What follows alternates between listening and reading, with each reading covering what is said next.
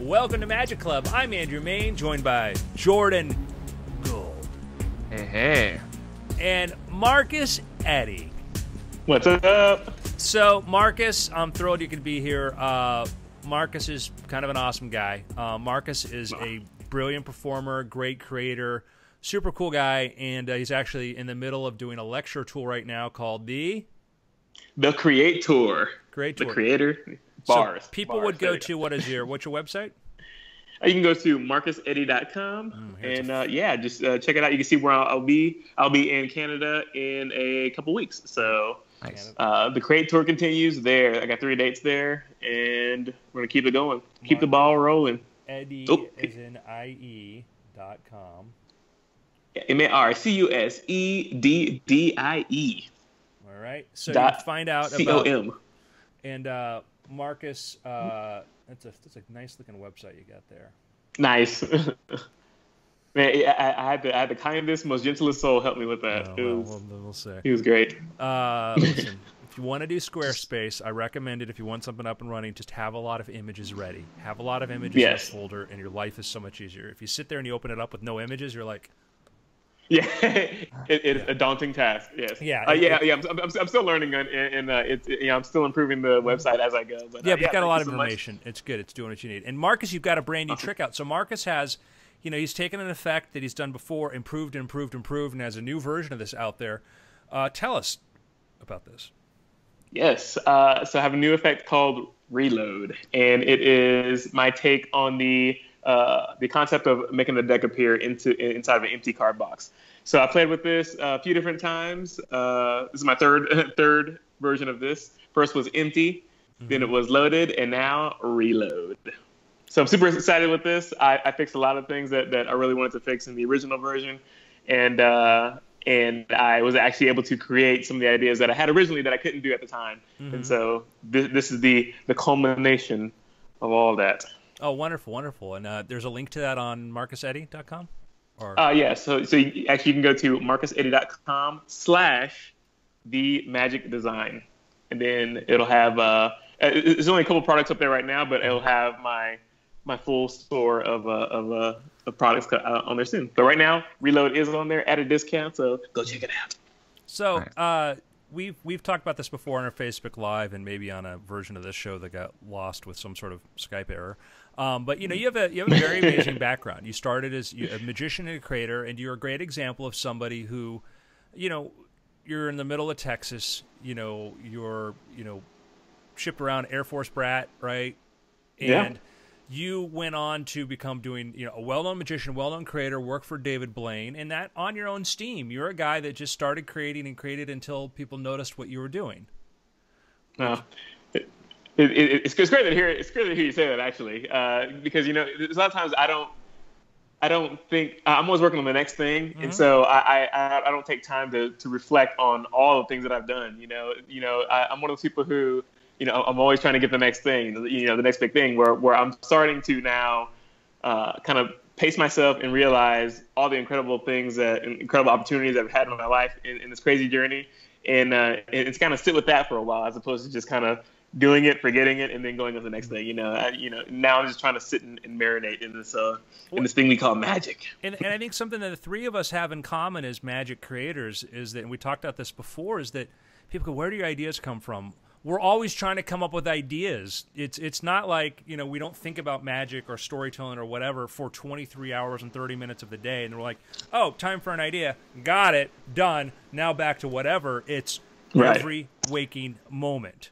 And I think if an average person spent the same amount of time thinking about this stuff, I know they'd be as productive as I was, because, the compartment for being a normal person's wasted thinking about books and magic ideas. Yeah, and I'm always looking at anything I'm looking at, any kind of object that's near me. I'm always trying to figure out something to do with magic, and so my brain it never stops. It's like it was programmed in order to receive and to share magic. And when you start working with other people, it's so dramatic. And like Jordan and I hang out, we start playing around with stuff. Stuff gets even better and better, and the three of us have hung out and worked on stuff. And then working with Danny Garcia and Blaine's team, change your thinking. 100%. So I had before I was with the team, I and I still do have a lot of these crazy, wacky ideas. Yes, I learned from books like Tarbell and Paul Harris and stuff like that. But the way that I think is intentionally off the wall. Is intentionally offbeat, just to kind of throw everybody off. I see where a trend is going, and then I try to think of something like totally opposite on purpose. And my brain has just been since I've been doing this all these years. My brain has been programmed that way. And then when I joined the Blaine team and actually got to work with like-minded individuals and more brilliant minds than I can ever be, is when I learned new techniques, and then it allows me to go back to my old ideas where I couldn't figure out a way or figure out something to do with, and then working with them and learning new techniques allows me to take these old ideas now. I'm like, oh, this is how you do that. This is how you do that, and now I'm starting to pair things outside of Magic in order to make my Magic better. So for instance, I was hanging out with Andrew in February, and just going to you had a talk at UCLA. I believe it was, and hearing the process of a story writer allowed me to look at my own Magic, and this is before I had to perform at the castle. Literally, like going to that, I changed some of my script before I went to the castle. It was like days before I had to go to the castle, and I changed my script in order to make it more, make my stories more compelling and stuff like that. And so it's something I'm still working on. I do like to write, but not in the extent that you write, Andrew, and I'm starting to learn the process of there you go of storytelling, because I think storytelling is what I think I wasn't missing it before, but now I'm focusing. I'm more aware on the storytelling just to make the Magic more powerful, I think. Yeah, sometimes that door is there, and you're like, okay, I need to go through that door more, but I know it's there and it's part of it.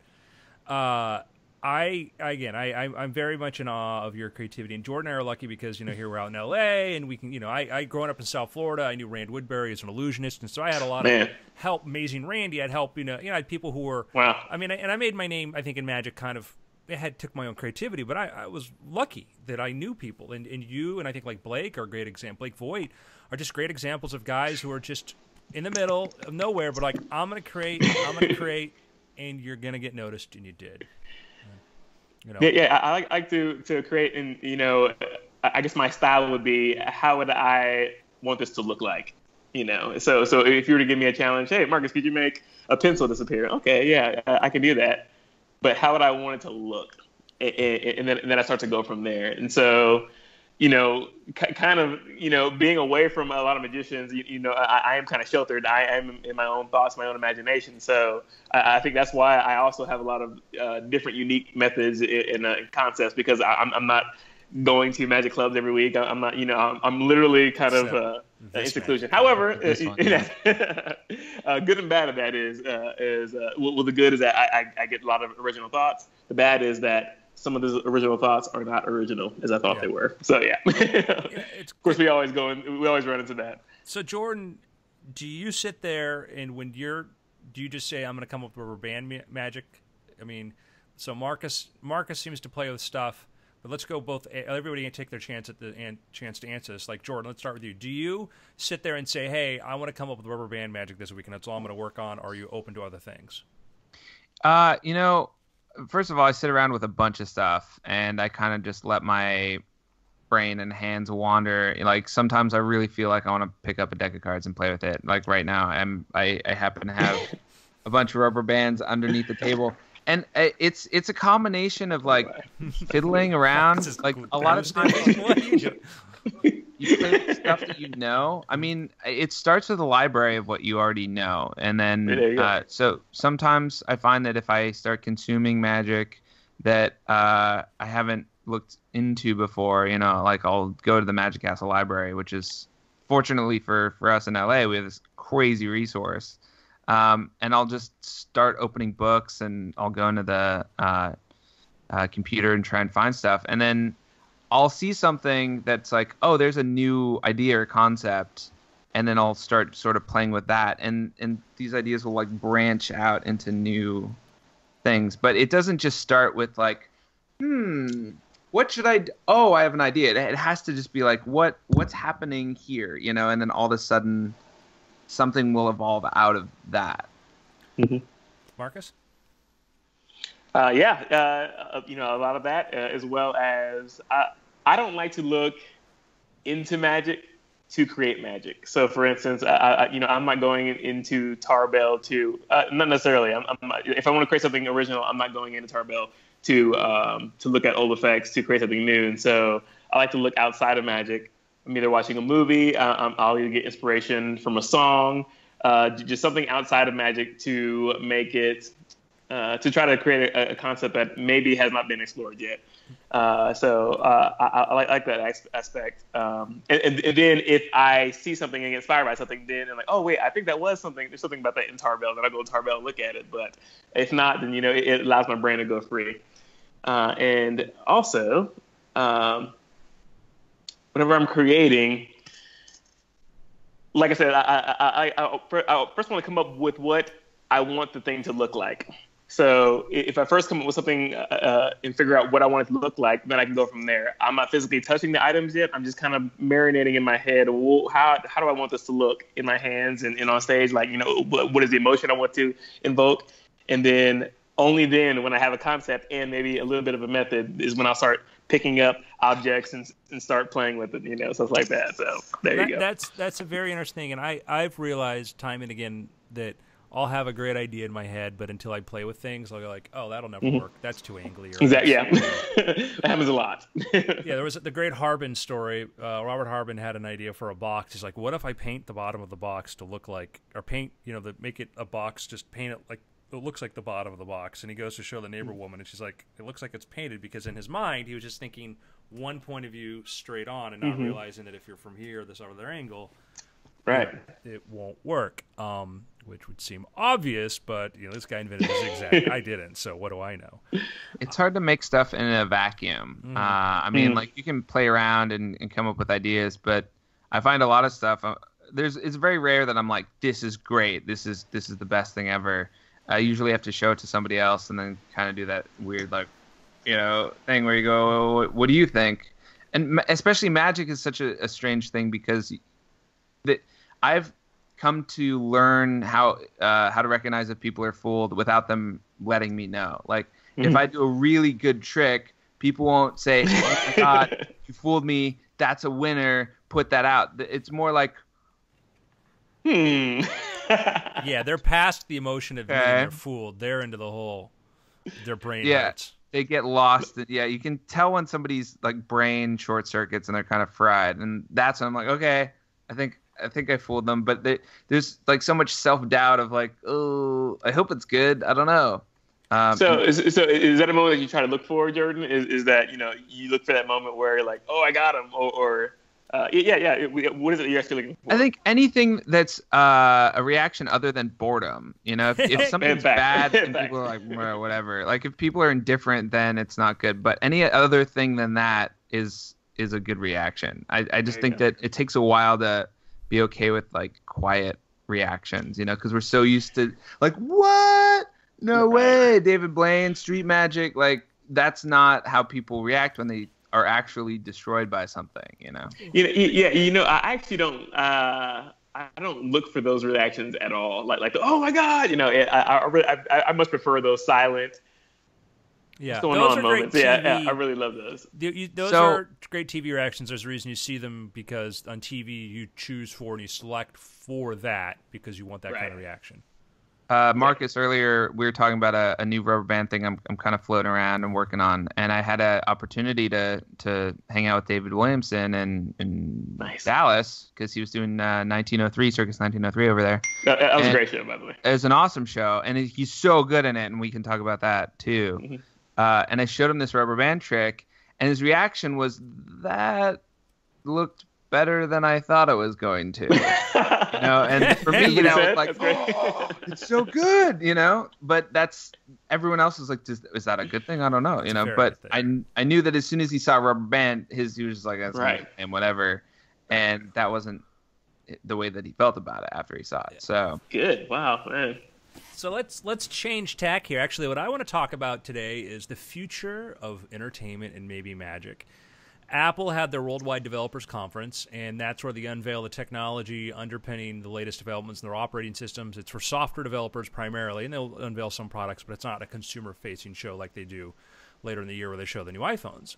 And among the new features they're coming out with, what was pretty interesting, I thought, was one is they showed on the Mac support for VR with their own game engine. They're going to support, basically the Steam system VR, building that into support Unreal and Unity, these game engines, which are the top engines that are for development, are going to have support for that.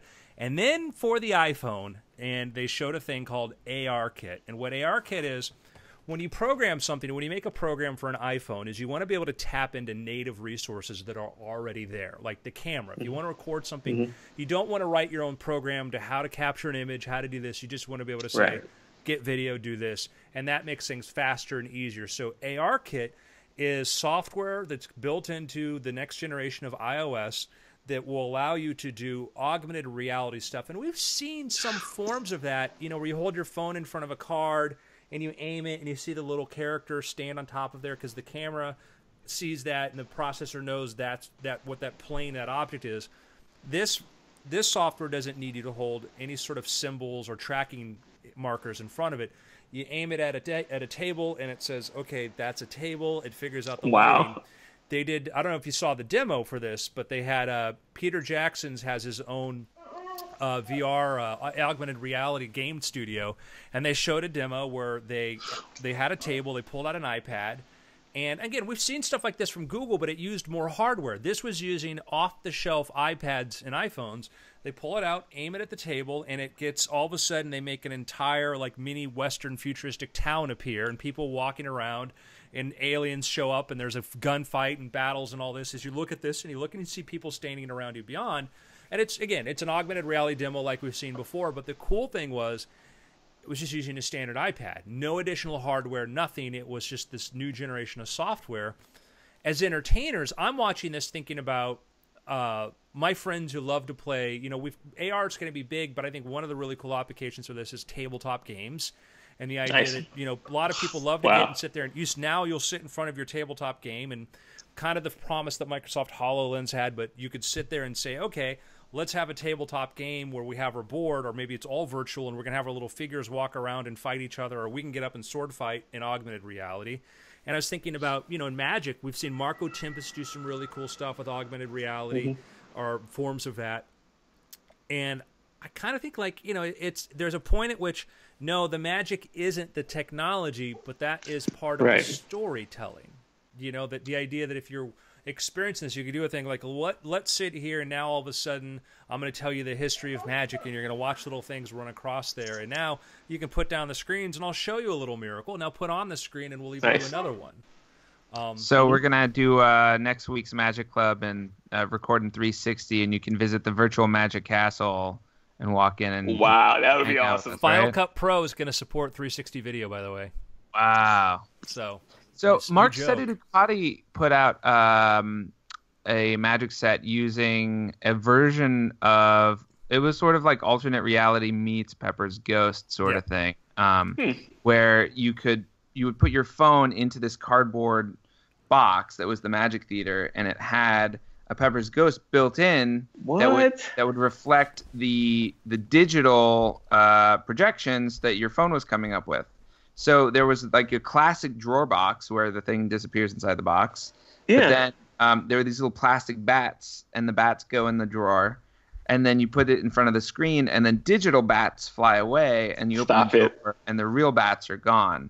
And it was all using, any borrowed phone. I have it somewhere. Just a piece of cardboard and like classic Magic stuff. So he found a way to create this like sort of super hip new way to interact with this technology using old techniques and stuff that's pretty much cheap and available without going. This is brand new, or is it? No, it came out a couple of years ago, but yeah. It was just a really good example of like being creative. You can take all these things that already exist and put them together and make something that's new and seems like super fresh, but isn't advanced technology.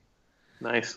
Yeah, I think that you certainly have at one end of it, you have people who are super into tech who come up with some of the stuff, but then the tools become easier to use, and you start thinking about we all have the ability now to do tricks with Instagram and messaging and stuff like that, and you can do simple sort of video stuff, and I just think that I was looking at this as just sort of a storytelling tool of where when you don't want to make it a full experience, but it can be a really kind of a cool enhanced experience, and it's another element. And looking at the pioneers of film were magicians, and I think some of the pioneers in virtual reality and augmented reality will probably be magicians, because we think a lot about how to get so much more. We can make you think we can read your mind using a deck of cards. We can make you think you've had a lot of choices when you've had a narrow group of choices, and we can get a lot out of it. What amazed me was when computer stuff first came out, and I started thinking about like, what would be kind of a cool magic trick to put online, and I thought of like the princess card trick, right? The look at one card, I'm going to take one away, whatever, and then I said, nah, it's too obvious. It's too obvious, right? And I dismissed it. I was working for James Randi. And those of you who don't know, that's the trick where like they show you 5 cards, think of one, and then I'm going to shuffle them up, and the screen changes. Next thing you know, like they're flipped over, and one card goes away, and they turn over, and your card's gone. That's ostensibly. I was working with Randy, and we got an email from a guy who was like a psychologist who asked Randy, "Could you explain this trick?" And Randy's like, "You got to handle this." I'm like, "What?" I'm like, he's like, "Can you explain this trick?" I'm like, "It's simple." Psychology is I'm a PhD in psychology. I think I would understand a psychological trick if I saw this. And I'm like, I don't want to ruin this for you. Right. He's like, stop being coy with me. Blah. He was just angry. He was very, very angry that I would not explain this trick to him. And I'm kind of like, well, now I'm not. I will lead you to it because it's going to make it all the more. And he's like, I know this sort of thing. You're kind of being arrogant or whatever. I'm like, dude, I don't want to ruin the effect for you. I don't want to ruin the experience for you. But understand, we can be fooled. And he was just angry, and I'm like, told him, do X next time you do this. Nice. And the next email, like, oh, I feel like the biggest idiot. Yeah, and you were a jerk. You were a jerk, because it was like, yeah, this guy, I would know. No, you wouldn't, And that my arrogance was like, well, everybody would see through this. No. Crazy, right? And that's why doing magic for smart people, or just like smarter people is sometimes you can fool them because they get down on these trains of thoughts that are just like super outlandish. Because for us, here's a super simple technique, and I can make it seem like I'm reading your mind, and all of that is just the story of how you're presenting it. And they're sitting there going like, so you must have a hidden camera, obviously a hidden camera that can track your facial features. So you're watching my eyebrows, and it's like, dude, what? The fact that they think that that's possible, and like I could program that to, and I don't know, Andrew, have you ever had people come forward with like some crazy method like that where they're like, yeah, I figured out a way you could read minds by looking at expressions, and you're like, yeah, we all get that. You get that all the time, and I think that there's been some research into sort of the magic of neurology or neuroscience and magic, and I think that a lot of it's been kind of, I want to say, a lot of it's been bottling, new bottles and old wine or whatever. It's been like, no, these discoveries were known in psychology under different names. And I've saw a couple examples of like, look at this. And I'm like, that was actually something Aristotle described, and we've known this. It's great that you wrote a paper and you're putting your name on it. I've gone to conferences, and sometimes it's driven me nuts where I watch people go like, I like to call it this effect. Afterwards, like, well, what about this? Well, that's, and it's like, oh, you didn't know when you started this, and you're so committed now to calling it your thing. And anyhow, I think that but I was going to say that I think that there are some simple mechanics of like, an example of that would be like, the jester pitch, if something appears to, and you watch this object get tossed from here to here, and then meanwhile another object is going behind there. You do not see it. If you don't know what that is, you do not see it because your brain is incapable of seeing it unless you know where you're supposed to focus.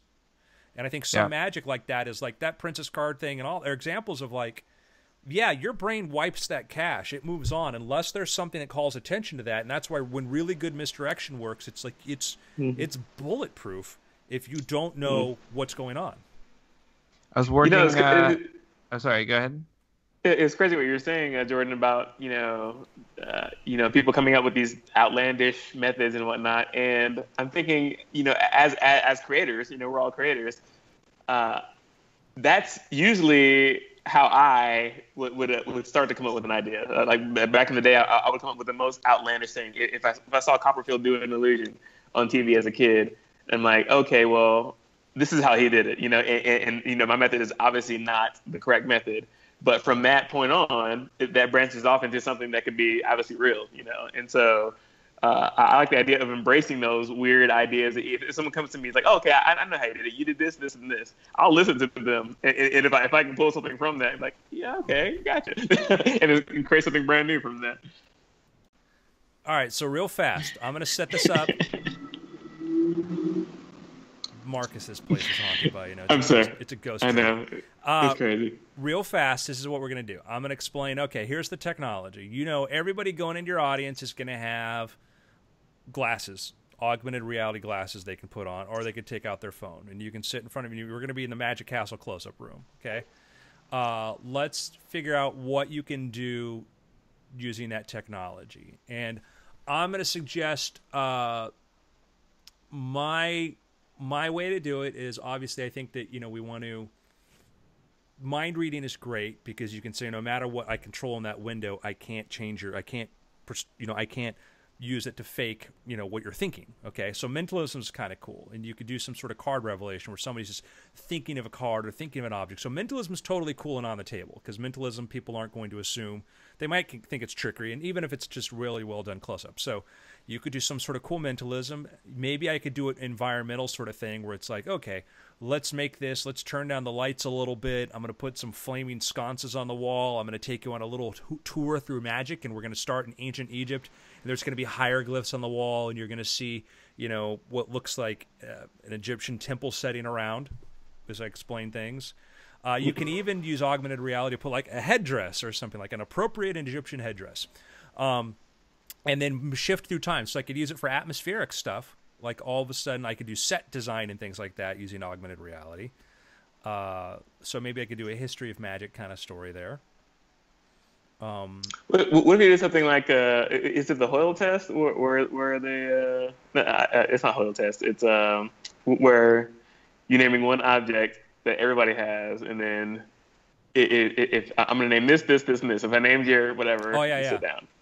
Yeah. That so what if you did that to where, if everybody's bringing virtual reality or augmented reality glasses, everybody maybe have a different feed, and so you have 3 boxes on the stage. Nothing's under it, but when you lift it up, their glasses are reading whatever object it should be there, right?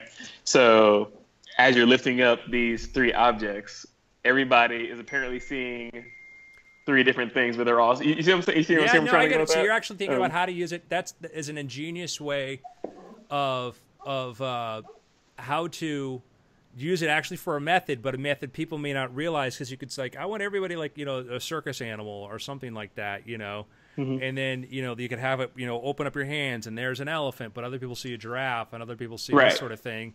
And or they see their animal that they're only thinking of. Yeah, and then you could be like, and you could have thought of da-da-da, and you could sort of wipe their memory on, because afterwards, like, oh, yeah, when he made the elephant, yeah, the giraffe, we saw them all kind of thing. So, yeah. I think I'd wear a green screen suit, and then everyone can just see me wearing the best version of whatever suit that they want me to be in. So it's like, oh, look at that nice Gucci suit. Oh, I thought it was Prada. I was like, oh, it's $5. I think that you could, there was a great Marco Tempest talk where he did some cool stuff with this stuff. I think, one of the most interesting ways to look at magic through technology recently has been the Zach King videos. And everyone's familiar with Zach King, but if you're not, go look him up. He's amazing.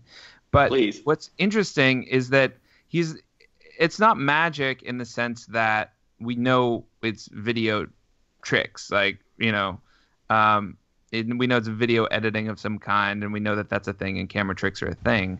But we don't really know how he's getting away with a lot of these things. And it's the way that he's taking something that we know how it works and then manipulating it in a way that doesn't make sense with our understanding of it, that creates magic. That's kind of what we do in real life with real things. Like it's like rubber band magic. Everyone knows how a rubber band works, yet we found ways to make them behave outside of what everyone's expectations are. So I think that moving forward with technology, you know, if you just understand how everyone interacts with it, and then you can find ways to sort of twist that around, then you're creating magic essentially. So if I walk into a room and I make a hologram of an apple appear, right now in an empty room, that would be amazing because people wouldn't know what that was. They would think it was maybe some sort of futuristic technology I've figured out. But if everyone's got glasses on and the same effect happens, everyone's like, yeah, we're just seeing the digital apple. That's not magic. So you have to find a way to shift that a little bit. So yeah, and I think there's what I like is we have 3 different kind of examples, which I love. And so and you're thinking about like the idea of the apple. My mind went to like, yeah, you could be like, hey, apple, be like, yeah, that's cool. We've seen it, and you throw it at somebody and it hits them. You know, right? And as a magician, you know, like, oh, I can go from virtual to I know if I do a back, I know where I can grab the real apple. They won't know that, and then now they won't know where it started and ended, and that becomes an entertaining bit. So you could do that. Foomp, it's real. No, really, it's real. You know, kind of thing, and that's a fun way. What'd be great is if you go through the apple and it hits everyone, and the audience gets hit with an apple. So you have these that's pretty awesome. Built into the chairs, and everyone gets hit in the chest, and they're holding an apple now. Yeah. Like a Disney thing. That's funny. Yeah. I was actually thinking of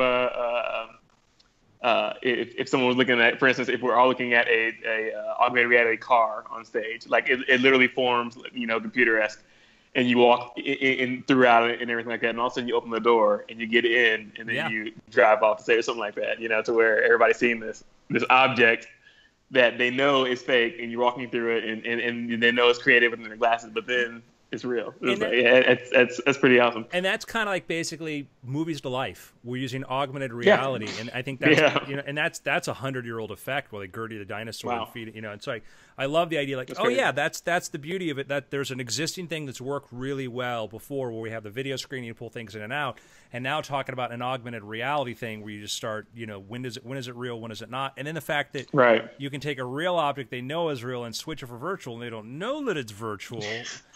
And do cool stuff. And again, there are people like, it's going to ruin magic. No, it's another, magic's big. Magic is, there can be a place to do this, then there can be a place like, I'm just going to walk into a room with a deck of cards and do magic. Well, and if you look at, you know, all the way back to early movies and Méliès and camera tricks, like they were doing the same thing. They just figured out a way to manipulate the technology to create something that changed expectations, you know. So they were using forced perspective and all sorts of things and you know, clever editing, but people didn't know what those were. Those were clever tricks. And you know, the same type of stuff is, as technology progresses, those techniques progress, and it's still that same sort of like dynamic where people are learning stuff and you're always just one ahead of, you know, a couple steps of whatever everyone knows is possible. And it doesn't even have to be advances in technology. It can just be creative solutions to those sort of problems you're trying to figure out. Yeah, one of the things there's been a lot of development of trying to, like, how do you capture and do things in VR and a VR experience where you put on your goggles and you're in that other place. And we had Rico was on the show and talked about David wanting to shoot in 4K, or Blaine doing 4K and all that.